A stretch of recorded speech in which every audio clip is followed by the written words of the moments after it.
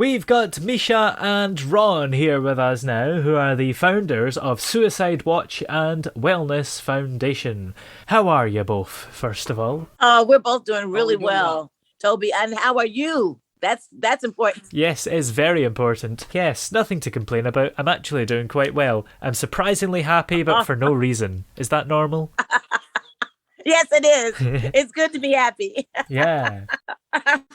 and you know, we're proud of you. We're proud of you, Toby, with your podcast. We see that you have a lot of listeners, which is awesome. Well, it's great to have them. So, as the founders of the Suicide Watch and Wellness Foundation, can you guys just describe what it is? Is it pretty self-explanatory? Yes, it is. But it's self-explanatory in the sense that, you know, we want to prevent suicide, right? It's an epidemic and a crisis in this world. But you know, you can't prevent something unless you are watching it. Hence our name, Suicide Watch. We have to watch for the signs. We have to watch for, you know, for each other and take care of each other and look, and someone's not okay, you have to ask them, you know. If you see someone who's not smiling, who you haven't seen in a while, or, you know, that sort of thing, you have to say, are you okay? So our Suicide Watch and Wellness Foundation is set up to try to get individuals to, you know, stop paying attention to one another, you know, and stop and care about one another. Like right now, if I know you're interested, you're watching the Olympics and you see how Simone Biles, she had to get out because of her mental well-being, and Naomi Osaka as well. And so we have these issues, and instead of people booing them, being upset with them, you know, we have to be excited. You know, we have to say, yay. You know, there are people who are now realizing that a broken mind is hard to see. You know, like we can see a broken leg or a broken heart. I mean, a broken leg or a broken arm, but we can't see a broken heart or a broken mind. You see? Yeah. So our organization is designed to try to get people now to start reaching out toward one another, taking care of our neighbors, our families, and our friends. Yeah. And a lot of the time when you hear about a suicide that's happened, it's always somebody that they're like, oh, they were always so happy and they never noticed anything wrong with them. So what actually are the signs that we are able to spot if we're trying? Okay. And thank you for asking that question, because people do say, oh, they were so happy. I don't understand. Last night, they were wonderful. Kate Spade is an example. Anthony Bourdain is another example. There's a dietitian and nutritionist in New York City. You know, she committed suicide.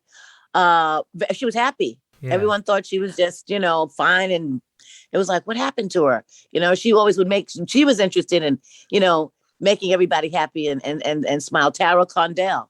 Some of the signs to look for is just that. Someone being overly happy when it's like, are you okay? Overly happy, what do I mean? Meaning there's no reason for them to say, oh, I'm fine, and almost offering their happiness before you even ask. That makes sense. Also, being withdrawn. That's another one. See, it goes on both sides. You see, suicide. Suicide can go from 1 to 100, right? So any changes in someone that you care about, someone that you know them, right? So you'll know when you see something. So you have to that's what you have to watch. It's not any in particular sign. It changes with each individual. That's why we, as you know, we have to watch our loved ones and our friends and the people we care about. You will know. I'm sure you know, right? Do you have sisters and brothers? Or I know you have friends. Well, I have imaginary friends at the very least, but I do have a couple of siblings, Okay. So you know, when y'all are growing up, right? One day if they're not acting right or acting like you're right, you can tell, right? Yeah, definitely. Okay, there you go. We know the signs. We know the signs. Yeah. And sometimes after a suicide has happened, people might feel a bit guilty for not having noticed the signs. Is that worth feeling guilty about? Can you really blame someone? No. Yeah. And and you know what? There's a lot of grief going on because people suffer in silence. Yeah. And you know, there's several kinds of guilt. We have what you call survivor's guilt. All right. So you have those students at Parkland High School, their friends died because of those shootings, right? Yeah. Guess what? Few of them committed suicide afterwards because they felt like, why are their friends dead and they're not? So that's called survivor's guilt. Okay, it's not. There's a really sad story about a fireman named David Dangerfield. Lived in Vero Beach, Florida. Everybody loved him. Again, happy man. He was he was a football coach for Little League. He was what do you call this? He was what do you call it when people are swimming? Oh God. Anyway, he was at the ocean, and if somebody looked like they were drowning, he'd save them. Okay, lifeguard. I'm like, thank you. He was a lifeguard. Jesus. The other thing he did was that he was for the Boy Scouts. He was the coach for the Boy Scouts, and he also was an EMT. He was a firefighter, right? And everybody loved him. He knew everybody's birthdays, all this. Yeah. Well, one day he wrote an email note. He said that 25 years of babies and people dying in my arms, the pain stops now. And he drove to a location, and he called 911, and he told them where they could find his body, and he shot himself. Come to find out later that this person, David Dangerfield, was seeing a psychiatrist 3 times a week. No one knew. And what he was doing was he was tormenting himself. Well, every time he couldn't save someone, every time someone died from smoke inhalation or burned up or whatever, he would torture himself. I should have went through the front door. I should have went through the back door. Maybe I should have gotten the ladder. Maybe I should have just the woulda, coulda, shouldas. And that's what killed him. Yeah. Several stories like that. But the main thing we have to understand is that they didn't do it. Yeah. You know what I'm saying? If David, someone just could have told him, you didn't start the fire. You didn't kill the people. You know what I mean? And then just to put some sort of a proper focus on these individuals they end up suffering in silence, and they end up, just taking their lives. And the other thing too, in our research, talking to a lot of people, is that we found that they do see psychiatrists. Some psychiatrists put them on medication, right? Yeah. They feel like the medication's not working, so they take themselves off the medication, or the doctor changes the medication. We talked to a lady, her name is Teresa. Her niece had an incident like that where she was 12 years old and she got in a car accident, and her eye was as big as a melon. So they, they got the inflammation down and all that. But she went to school. She was a straight A student, cheerleader, everything. Honor society. Thinking about college at 12. She went back to school after she recuperated, and all of a sudden she didn't like school. She didn't like people around her. She had a lot of friends. She didn't want them around her anymore. So the doctor ends up putting her on medication, right? Depression, this, that, and the other. Okay, so guess what happens? 19 years old. She goes through this for all these years, right? Like 6-7 years. And changing medications back and forth. And Teresa said to me, you know what, Misha? She said, every time we change medications, we're on suicide watch, right? And I was like, oh my gosh. Come to find out, finally, one doctor, when she was 19 years old, decided, let me check something else. And Toby, you know what they checked? What? Her peripheral vision. There was nothing wrong with her in the very beginning. It's a peripheral vision. If they had just operated back then when she was 12, she would have never been on medication. Yeah. And her peripheral vision was throwing her balance off. And that's what was depressing her. She was, uncomfortable with a lot of people being around her. She was getting claustrophobic because of her peripheral vision. A simple cure. Can you believe this? Yeah. So we got to stop doing the medicine. We got to stop every time somebody says that they're hurt, they're depressed, they're anxious, putting them on pills. We got to stop popping the pills. Absolutely. Yep. Yeah. And of course, about the whole business of everybody getting overdosing and also getting, dependent on those prescription drugs. See, that's another thing. Yeah, that's a whole other issue. So Ron and I have a very awesome program, which is it says, instead of the pill, the pen. Instead of the pill, the play. Instead of the pen, instead of the pill, the music. In other words, we're going to have one of our programs is having individuals learn about themselves through music, through dance, through poetry. Yeah. Right? Let's start there. Art therapy. I know, that's big. You know that, right? Yeah, absolutely. Mm-hmm. So we're very excited about what we're launching, and it's just amazing. Of how many people we're going to help, how many people we're going to touch, because it's all about all of us working together. Our mission is huge, but we cannot do it alone. Yeah. And besides the lack of awareness of these suicide signs, what else is contributing to this pandemic? Oh my gosh. Bullying is a big one. Young or old, people, bullying is terrible. There was several teenagers that we spoke to, or little kids who are like, even elementary school, children can be mean. Oh, you're too fat, you're ugly, you should kill yourself. Oh, we'll even show you how to do it. Yes. A 9-year-old, a 6-year-old killing themselves, hanging themselves. Yeah, bullying is huge. Trauma is another one. Terminal illness is another one. Anxiety is another one. Post-traumatic syndrome disorder is another one. As our veterans, they're big with that. I mean, it's terrible. Yeah. So a lot of those different things, people being lonely, folks suffering from having domestic violence, and they feel like there's no way out. Yeah. Folks feeling like they're alone. There's no one who's going through anything like they're going through. They feel like they're the only ones. And that's what happens. They end up suffering in silence. They don't want to talk to people. No one asks, are you okay? They don't want to tell someone they're not okay, but it's okay not to be okay. But they don't want to say it because then folks are going to do what? Start looking at them sideways, start whispering behind their back. And so they end up just keeping it all in. And then they end up telling themselves, you know what? And you know what? I'm just out of here. As a matter of fact, Tara Condell said, this is very sad. You can look her up, Tara Condell. New York Post did just a phenomenal article about her. They actually printed the letter she wrote, her suicide letter. And I'm just going to say one thing that struck me, like when she said this in her letter. She said one thing she's learned or come to realize and to accept is the fact that hope is just delayed disappointment. Can you believe that? Wow. Hope is delayed disappointment.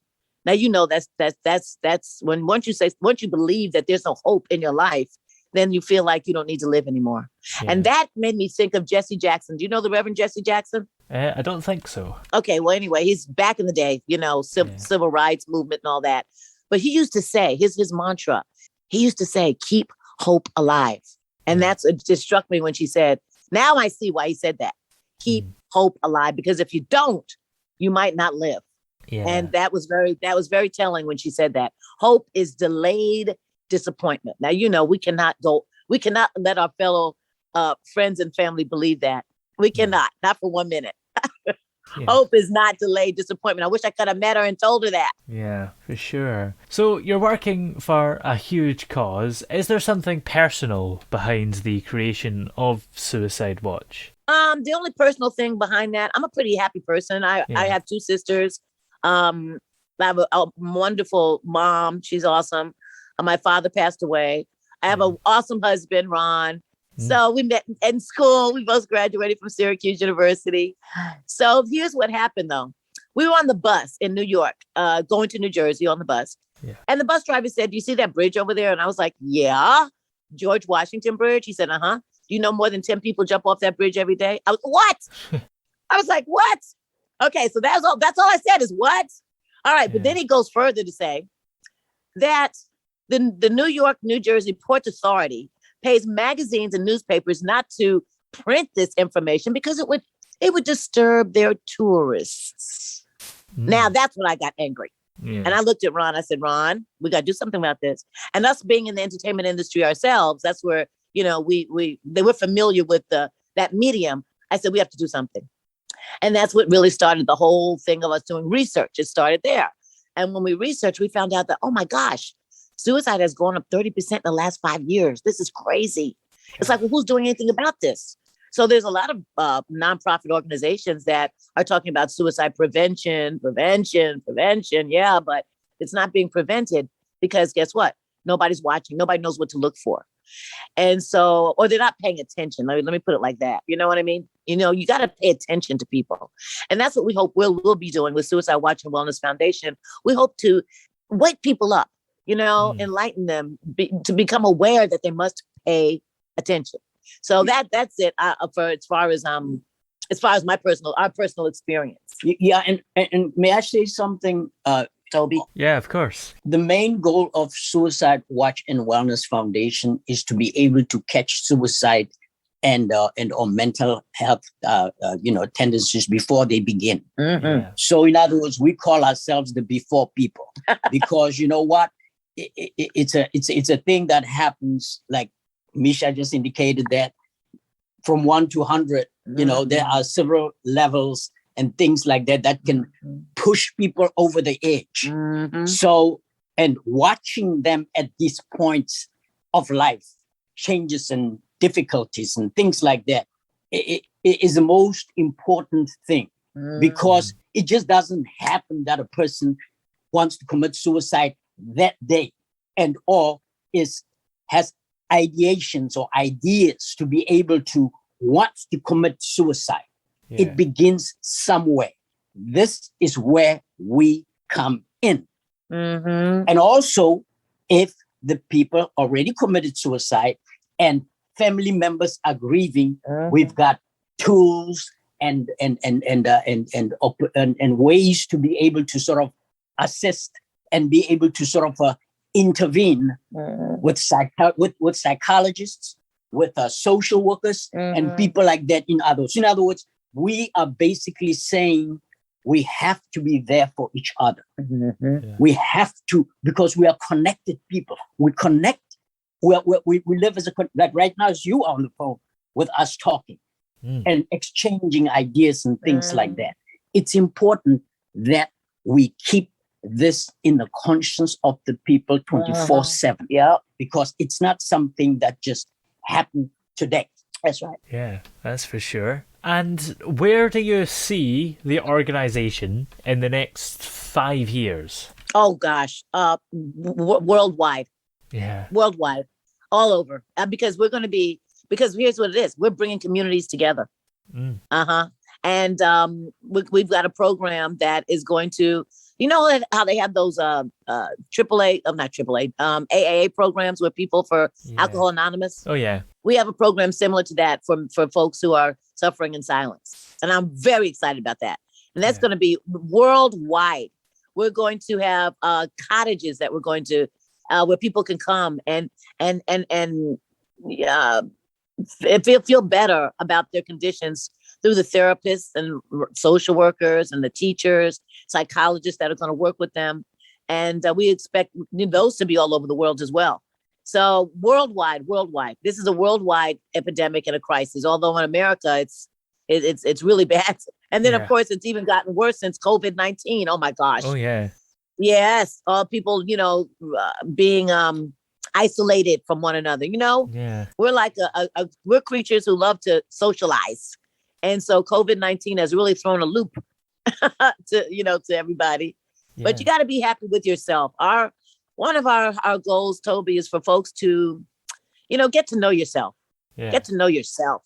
That's real important. Yeah, absolutely. And we need something like that. I've never thought of that before, that we have support groups for addictions, but not necessarily for just simply having issues with your mental health. Yes. Mental and keeping your mental fitness. Yeah. That's what we've been thinking about after Simone and Naomi and several other athletes. Look at the swimmer, Michael Phelps, same thing. Mental fitness is very important. And we kind of forgotten about it or never really thought about it. We just let it go, And then there's also a stigma. Toby, there's a lot of stigma surrounding suicide. Oh, yeah. All right. What about the religious people? Oh, if you kill yourself, you're going to hell. Oh, yeah. Yeah. I mean, that's terrible. So we have these stigmas that nobody wants to, this is why nobody wants to say anything. My gosh, you're being judged. You're being branded as some kind of a sinner. So, there's a lot of work we have to do, a lot. Yeah. And Toby, this is a serious topic, and we have to approach it with serious action because, and again, all hands on deck. It's not only Toby, Ron, or Misha. In other words, it's the people around us. That's right. Because we have to inform, and that's why this awareness is not just an awareness, but it's a campaign. Yes, that is going to be national, where people will be involved in it, because it's only when people can see somebody like them and hear people going through the same, things in life, that they're able to respond and say, hey, I didn't know that person there, that lady over here, and so, they're going through the same things that I'm going, but at the same time, they're maintaining a certain attitude. Because you got to understand, it's about breaking that stigma. You cannot break the stigma if you're scared to talk. If scared to talk. And also at the same time, it's like, that's the way to attack suicide. Yeah. Is to break that stigma. Yeah. And suicide has no favorites, by the way. No, absolutely. And it affects everyone, Toby, everyone. You know, you wouldn't believe all these people. Doesn't matter how much money you make, doesn't matter where you live in this world. Suicide has no favorites. Yeah, for sure. Money can't buy you happiness. No, absolutely not. Yeah. So where are the listeners able to support this organization and keep up to date with it? All right. They can go to our website, Suicide Watch and wellnessfoundation.org. Or they can go to Misha, MISHA, Misha, I care, CARE.com. And let me tell you about this. Very exciting. We are gathering people, and this is going to be so much fun when they go, because that's another thing. Dealing with suicide is we mustn't make it like dull or sad or woe is me. No, people have to wake up and brighten up, right? Yeah. So on our website, there'll be a place where people can go. And they can say, I want to do a commercial, because we're going to be having these commercials, which is like Ron mentioned earlier, our campaign, right? Yeah. Our campaign is, are you okay? Right? I care, you care, we care. These are PSAs, right? Public service announcements. I just call them commercials because we're going to pay for them to be on TV. Okay. We're not playing around. If we're serious about a campaign and we're serious to get some action going on here, we can't just give these wonderful spots to the television station and say, oh, just put this on whenever. No, we're going to say we want it to go on this show, after this show, during this news, during that. Wow. And so you got to pay for that. Okay. But here's what happens. Everybody, it's going to be 30 seconds public service announcements. They can say whatever they want to say. They can talk about suicide, or they can talk about being bullied. They can talk about being happy. It doesn't matter. Right. So what's going to happen is that this national campaign, these public service announcements are going to be all over TV, all over the country, right? All they have to say, no matter what they say, at the end, they say, I'm joining Misha and make my Are You Okay call today. My name is Candace and I care. I'm joining Misha and make my Are You Okay call today. My name is Toby and I care. I'm joining Misha. Can you imagine these all over the country, all over the world at some point? Wow. Oh, I love it. And make that now look how deep that is. All they have to do is pick up the phone and ask somebody today, are you okay? And I hope when we get done with this podcast that you pick up the phone, Toby, and ask someone, call somebody that you haven't seen in a while. Call somebody that didn't look too good the last time you did see them and say, hey, are you okay? Yeah, absolutely. I'll try. It goes a long way in saving a life. Yeah. It truly does. Because we've talked to people who've said, who've attempted suicide and didn't succeed, and said, if somebody just asked me if I was okay that day, I would have cried and told them, no, I'm not. You see? Yeah. You see? So we have to ask that question. Oh, so I was going to say, so even when you go to MishaIcare.com, it'll still bring you to the Suicide Watch and Wellness Foundation website. Yeah, absolutely. Well, thank you very much for joining us on the show. It's been great having you here. Well, thank you for inviting us. Thank you.